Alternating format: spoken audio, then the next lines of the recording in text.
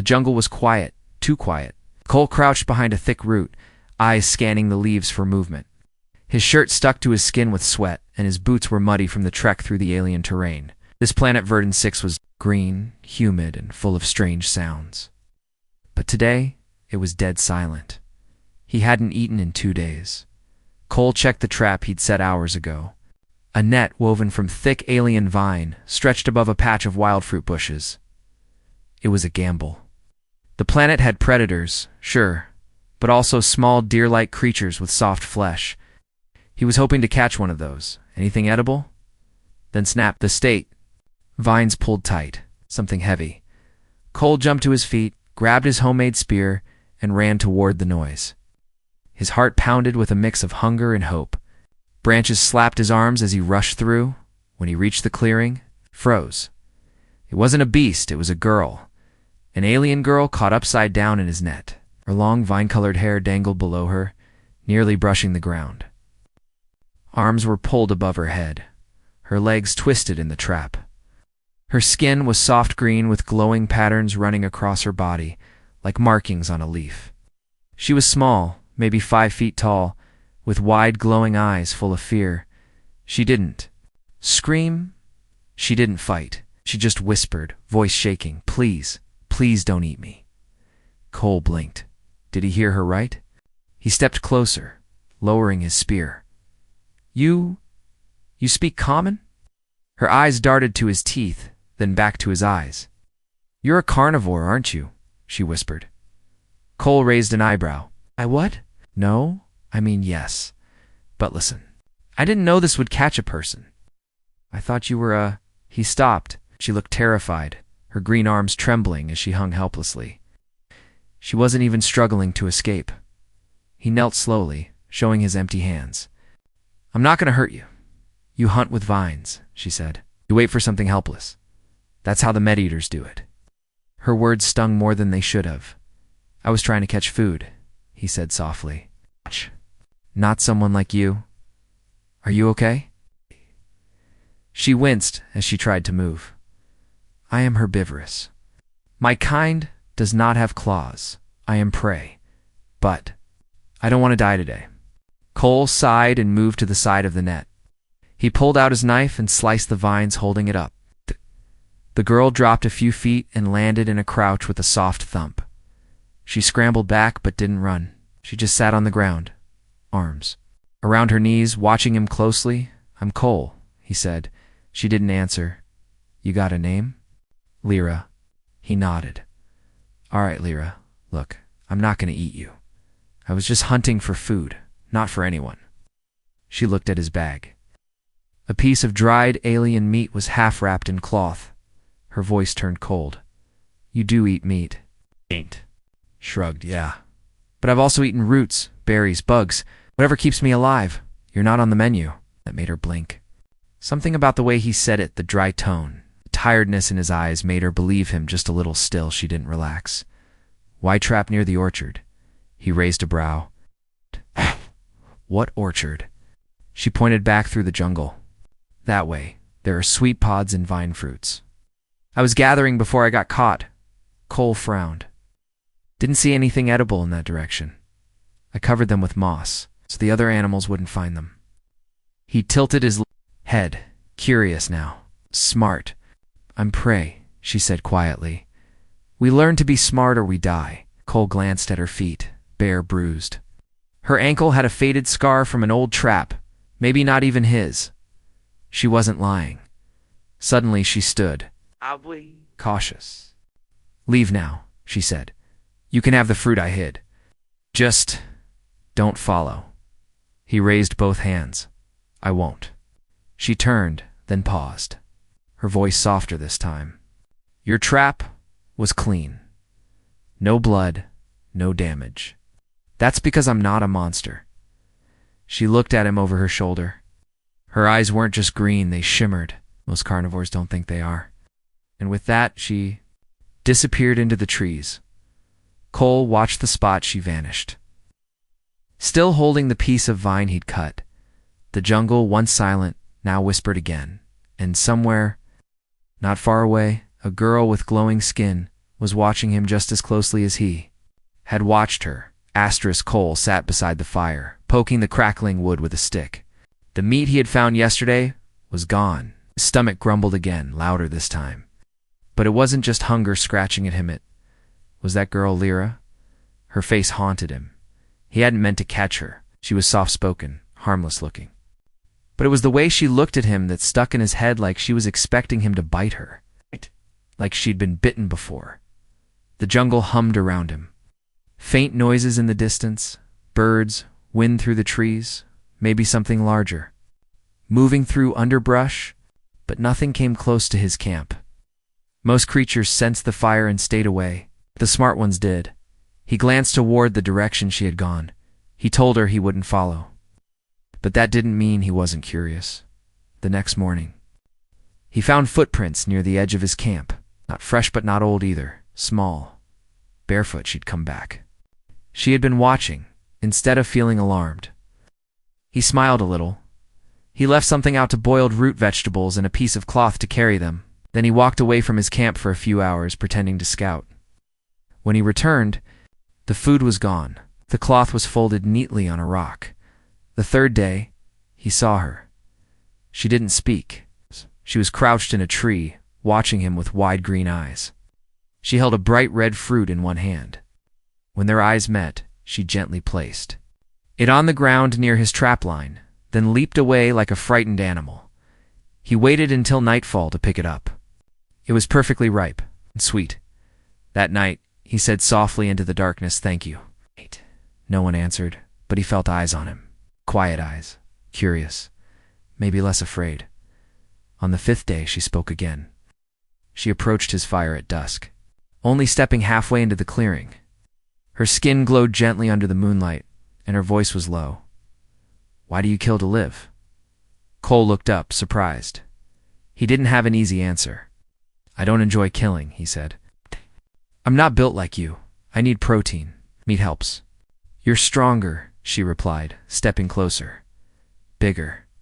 Teeth like blades, and your bones thicker." He chuckled dryly. "Thanks. It's not a compliment," she said. "It means I should fear you more." He gestured to ground across from him. "Then why are you here?" Lyra hesitated, then sat down slowly, knees tucked to her chest. "Because you didn't hurt me, and because the jungle is worse. The others don't ask questions. They just take." There was silence between them for a while. Fire crackled, bugs chirped, shadow moved past the edge of the trees, but didn't. "Come closer. I'm not the first human you've seen," Cole said. "No. What happened?" She looked away, jaw tightening. "My village fed your kind. Trade. Peace. Until one of your teams came through and wanted more. Took more. The ones with red armor," Mercs Cole muttered. "Not mine. I came alone. Survey scout." She nodded slowly. "You're different. I try to be." She studied him in the firelight. Her eyes weren't just cautious now. They were thoughtful. She looked at the little cuts on his hands. The old wound near his collarbone. The patched-up backpack beside him. "You live like prey," she said. He frowned.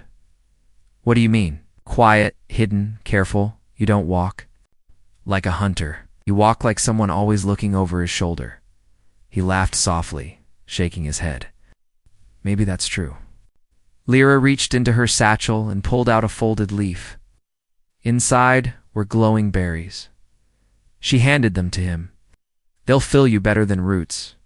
He took them, surprised. "Why help me?" She tilted her head. "Because I think you're starving. And because you didn't eat me when you had the chance?" Cole smiled. "You say that like it was generous." "In this world," she said quietly, "it is." Then her gaze turned serious. "But I must ask something." "Go ahead." "I stay near you. Will I be safe from the others?" Cole's face hardened. "You mean your hunters?" She nodded. "They know I ran.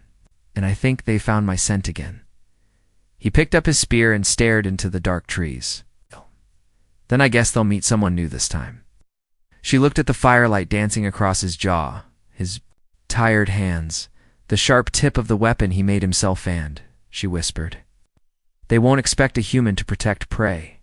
Cole looked back at her. Then let's surprise them. She didn't smile, but she stayed, and for the first time, she leaned back closer to the fire, closer to him, and far from the reach of those who once made her tremble. The night deepened, and the jungle seemed to grow darker around the flickering fire. Lyra didn't speak for a long time. She sat beside Cole, knees drawn to her chest, eyes watching the flames like they held all the answers she never got back home. The glow in her skin had dimmed since that first night. Less fear now, more exhaustion. And something else. Trust. Cole kept his eyes on the jungle line, sharpening his spear with a rock. "I've been thinking," he said, his voice low. "You said they're following your scent. How far behind do you think they are?" Lyra didn't turn. "Close. Days ago I found a trap like yours, but not made of vine. It was metal, human-made." Paused. Could have been someone else. No, it had scent markers, tuned for my species. Cole slowly set the spear down. "So they're not just looking to scare you. They're looking to sell me." The words hung heavy in the air. Asterisk. Cole had heard rumors of such things. Off-world traders, private collectors, black market gene sellers who paid top credit for rare species, especially ones that looked delicate, beautiful, unarmed like Lyra. He rubbed his temple. "So what's your plan?" "I had none," she admitted, "until I saw your fire." "That's not a plan," he said. "No," she replied. "It's a chance." They sat in silence for a few moments, but the quiet between them no longer felt tense, felt real. Like a moment shared between two people on the same side of a wall the rest of the galaxy had built. Then, without warning, Lyra stood. She walked toward a tree at the edge of camp, pressed her hand to the bark, and whispered something in her language. A thin panel of bark peeled away, revealing a hidden pouch behind it. She pulled out 2 dried fruits, a small vial of glowing liquid, and a folded piece of tattered cloth. Cole raised a brow. "You had a stash. I'm prey," she said. "We don't live without hiding things." She handed him the cloth. Inside was a tiny crystalline communicator, cracked across the side. "Signal it sends can be read by long-range ships," she said. "I tried to call for help, but now I think it only drew them closer." Cole turned it over. "Can we destroy it?" Lyra shook her head. "Too late, they already triangulated. But we can use it." Bait looked at her. Differently now. She wasn't just a scared girl anymore. She was tired, hurt, but calculating, sharp. "You want to set them up?" he said. "They're not many," she said. 3, maybe 4. They travel light. Their arrogance is there. Weakness. They'll come thinking I'm still running." Cole thought about it. It was risky. But so was doing nothing. "You really trust me that much?" he asked. Lyra looked at him. Her voice didn't waver. "You had me in your trap. You fed me. I trust your teeth less than your hands. And your hands. I've only helped." He blinked, unsure how to respond. That night, they didn't sleep. Together, they reset his vine traps. But this time, wider, deeper, and layered. He showed her how to string alarms using metal bits from his backpack. She showed him which flowers to crush and place near the trail ones that made her kind scent seem stronger. By morning, the clearing looked untouched. But it was a nest of surprises. Lyra sat under a tree, sipping from a vine fruit. Her hands trembled slightly. "I hate this," she whispered. "What part?" "The waiting. I've done it before. I know what comes." Cole glanced at her. "It's time you're not alone." She looked up. "That's what scares me most." He didn't understand at first. She stood and walked to him. Her steps were slow, deliberate, like every movement cost her something. She reached into the neckline of her tunic and pulled out a small pendant flat, shaped like a leaf, cracked at the edges. "My sister gave this to me," she said. "Right before they took her. She wasn't fast. I left her behind." Cole stayed quiet. "I told myself I'd find help. Come back. Save her." Her voice broke. "I never made it back." He touched her arm gently. "This time, no one's getting." Taken, the moment lasted. Her skin warmed under his touch, faintly glowing like it remembered safety from long ago. Then Dash cracked, not from the jungle. From the edge of the camp, they both froze. Another crack, a deliberate footstep. Cole grabbed his spear. Lyra pulled the signal device from her pouch and flung it into the trees. A voice called out from the shadows, cold, mocking. "Little Leaf." It said, "You made it hard to track you. But you always had a soft spot for firelight." Lyra stepped back, voice shaking. "There's nothing here for you. Oh, we'll see about that." A figure stepped into the clearing, and then the trap snapped. One down. But the hunt had just begun. Asterisk. The net snapped upward with such speed that the man didn't even scream just. A sharp grunt as he was lifted off the ground and slammed into the air, arms tangled, weapon clattering against a tree. His face twisted in shock and rage as the vines cinched around him. Tightening each time he moved, Cole didn't wait. He was already moving through the underbrush, silent as a shadow, positioning himself for the next intruder. The first was easy careless, overconfident. The others wouldn't be. Lyra crouched low behind a log, her breathing shallow. Her glowing eyes scanned the shadows. Her skin, once trembling with fear, was calm, now focused. Every twitch of her ears caught a sound. She could feel them. One, on the left, closer, the other circling around behind. She tapped the earth 3 times, once slow, twice quick. A signal. Cole heard it. He shifted to his right, closer to the base of a moss-covered ridge. His hands gripped the vine-covered spear he had crafted days ago.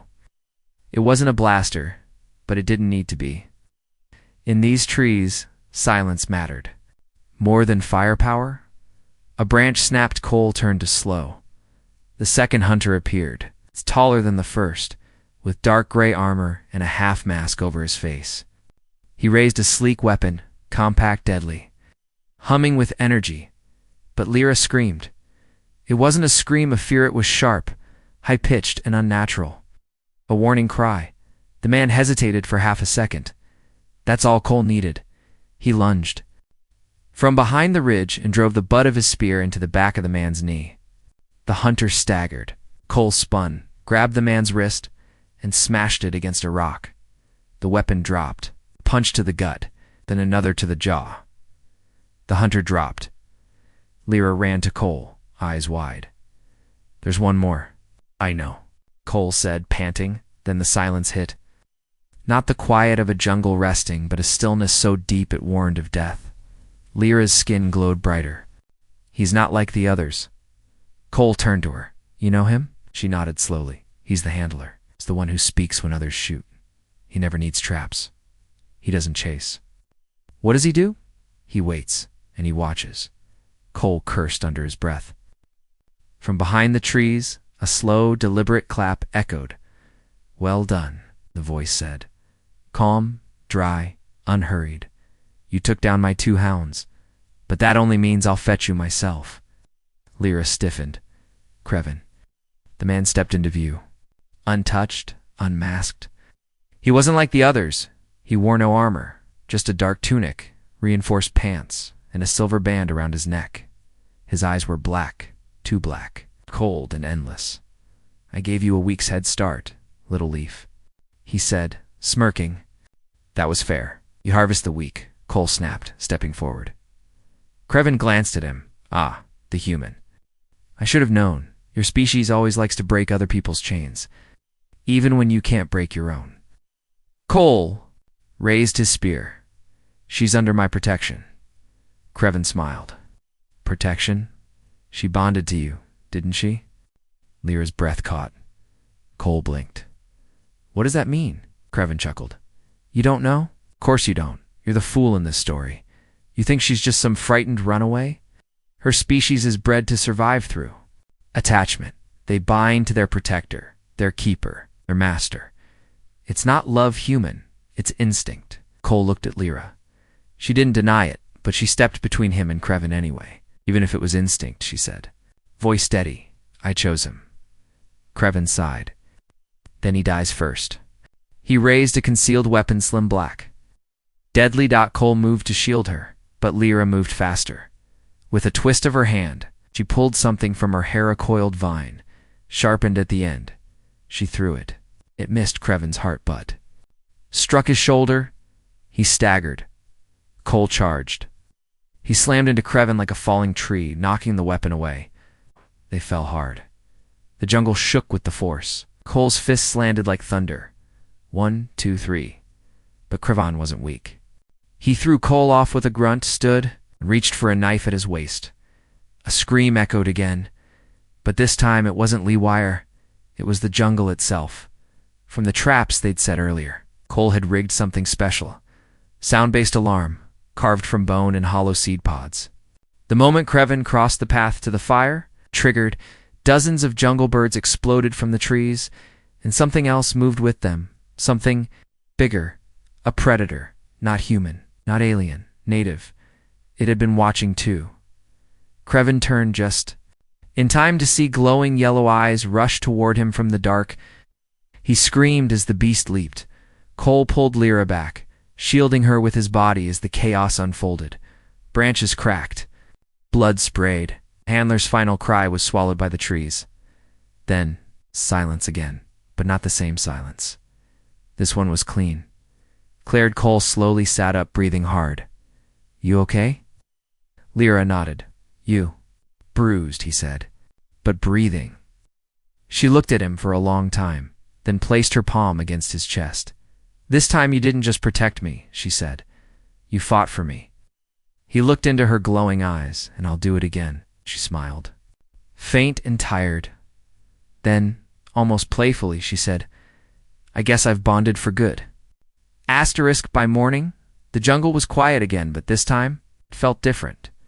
The kind of quiet that came after something had been defeated. The fire had burned low, but its smoke still rose in thin gray lines. Cole sat with one hand on his side, where a bruise was already darkening. Lyra knelt across from him, grinding a thick green root into a paste. She worked with a kind of gentle focus that reminded him of someone tending a wound they'd seen too many times before. "You've done this before," he muttered, watching her. She didn't look up. The root gave off a strange, bitter scent as she smeared it across his side. The pain flared sharp and biting, but then cooled almost instantly. "Numbing the area, it'll draw the bruise to the surface," she said softly. "Less pain. More healing," he hissed. "Might have warned me about the first part." Her lips twitched. Wasn't quite a smile, but close. They hadn't spoken much since Creven died. Both had needed the silence. After the attack, after the beast dragged him off into the trees, they'd sat by the fire in shock, too tired to speak, too wired to rest. But now, with the sun rising in pink slashes through the canopy, they were beginning to breathe again. Cole glanced at her. "You didn't have to throw that vine. You could have run." Lyra finally looked up. "And leave you to die for me? I would have done it." "I know." She went quiet again, packing the leftover paste into a cloth pouch and tucking it back into her satchel. Then she picked up a small fruit-spotted purple and orange, soft as a pichand, held it out to him.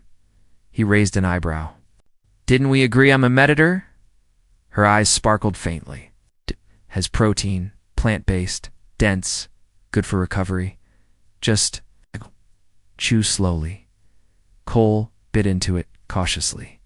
It was sweet, tart, and surprisingly filling. "Admitted I'll give you that."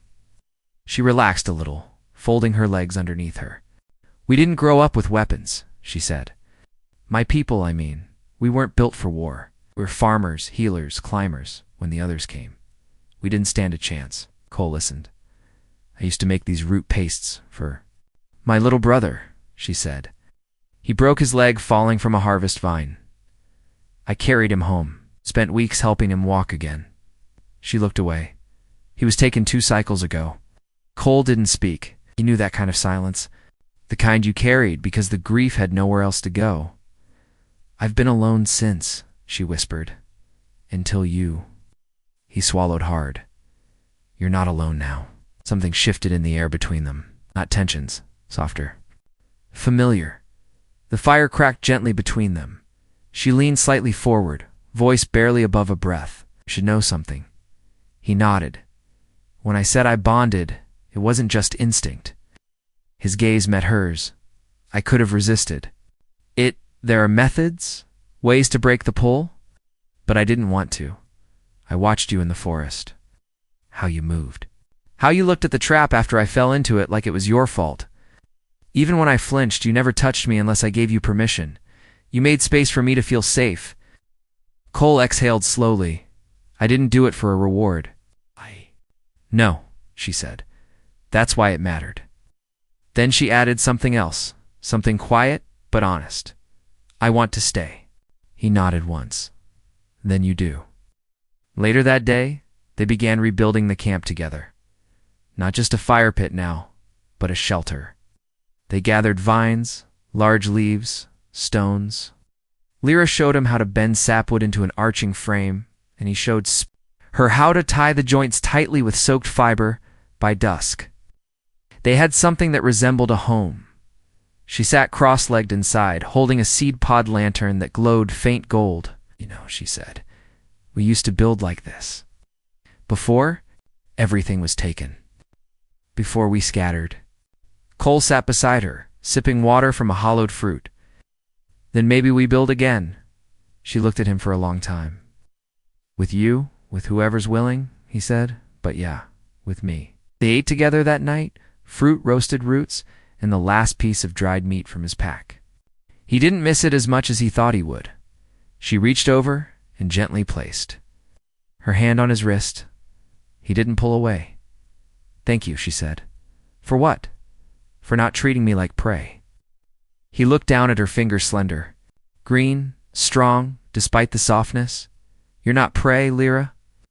She tilted her head. Then what am I? He paused, thinking, and answered, someone I'd fight for again.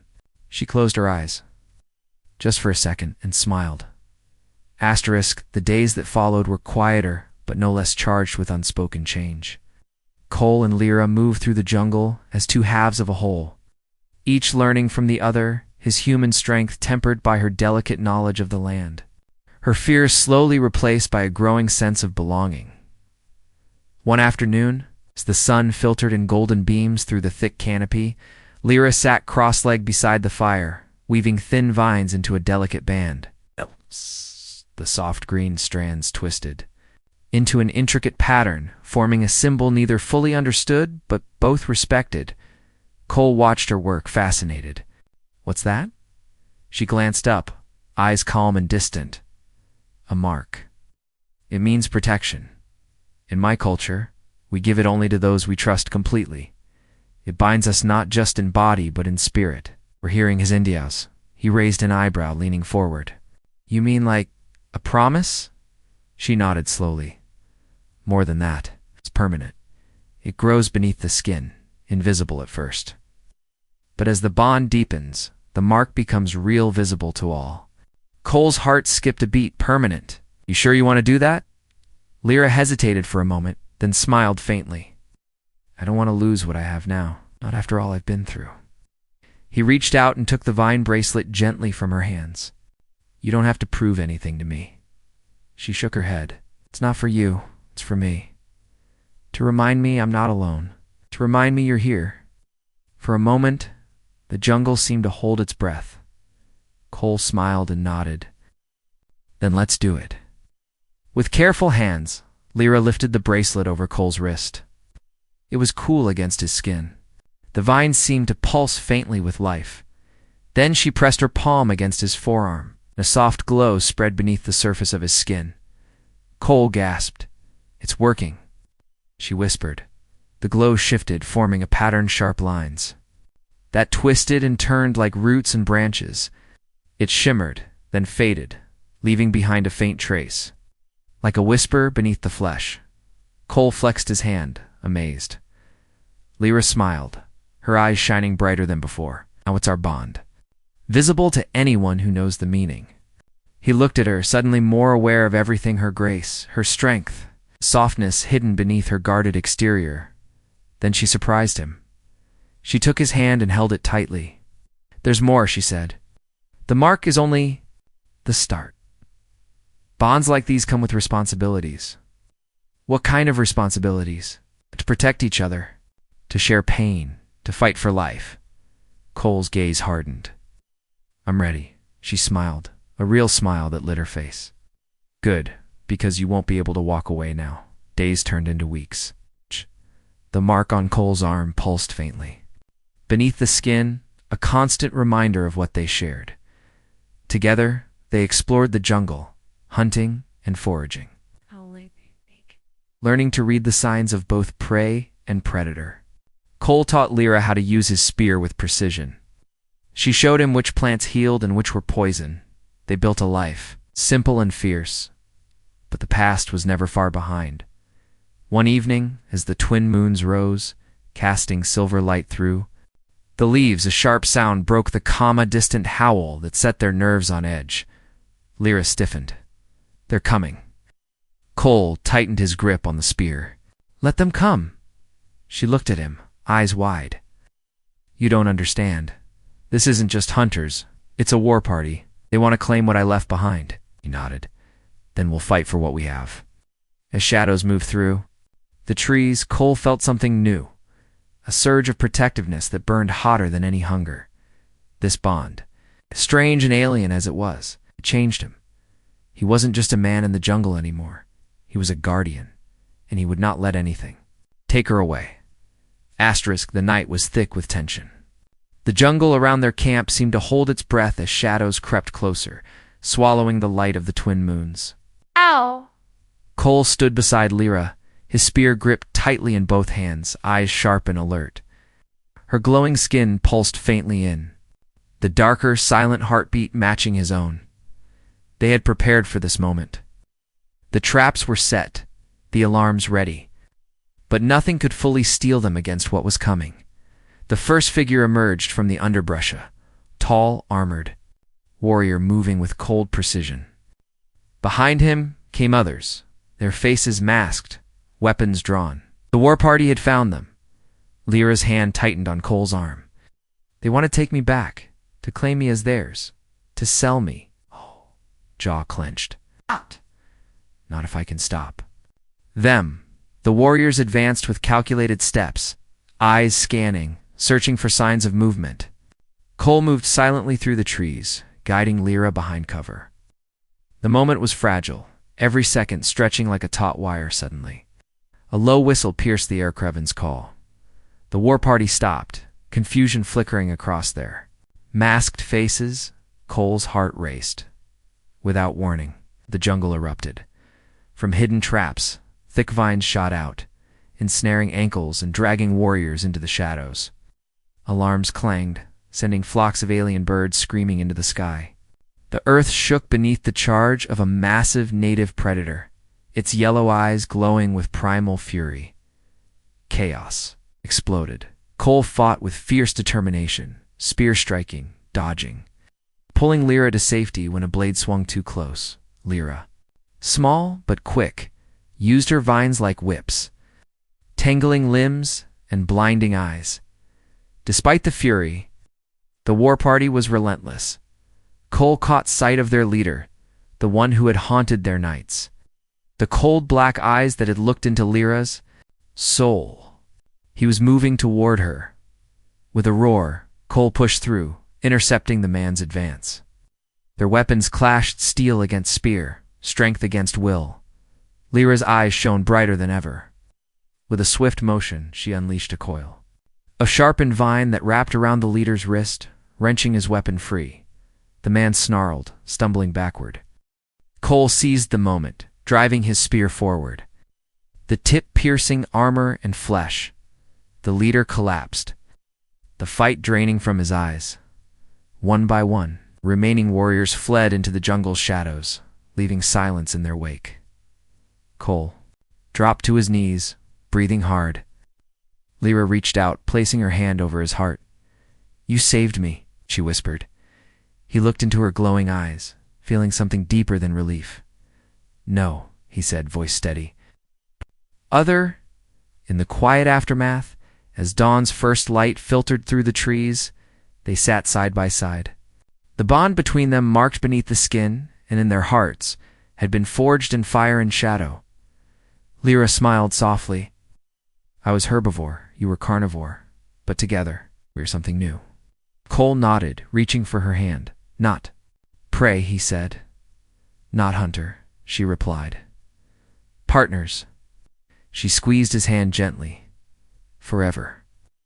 The jungle around them stirred alive, wild, and full of promise.